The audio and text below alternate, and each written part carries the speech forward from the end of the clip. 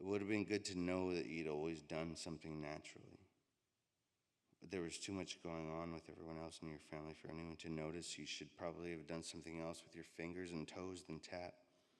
With your mind and time, than knock at all the surfaces in your life like you were looking for a way in. I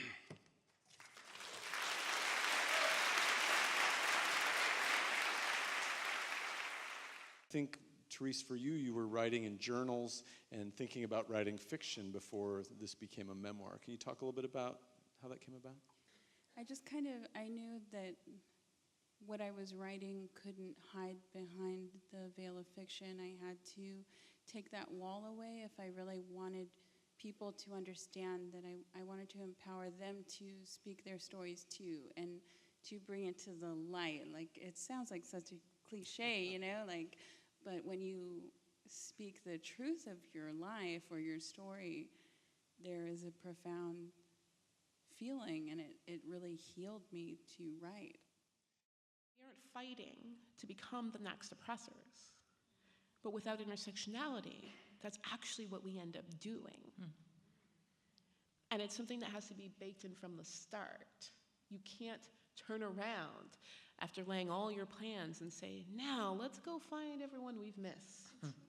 These movements have to have values, not just goals, values. And there's no social justice movement that can have strong values without intersectionality. I think that's a really powerful statement. Really powerful statement. We need white folk who know, who understand, who have language to be the ones that show up. You know, we need our cis, gay, and lesbian folk to advocate for trans folk, to have these challenging conversations, to when they have whoever has access to rooms, to be able to take inventory, like who's not in here? Who's not helping us make these decisions, and why is it that way? It's not enough to, you know, be the first in a space. We need to figure out ways in which we challenge each other so that we no longer are the only when we leave that space. The reviewer said, Viet is the voice for the voiceless. The problem is not that we're voiceless, it's that we're not heard. And that's a condition that we share with many other minorities and marginalized communities in this country or any other country.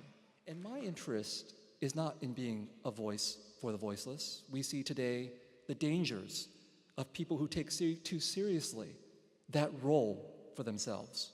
What I'm interested in is working for justice so that we will have a time when there won't be voiceless people and voiceless communities.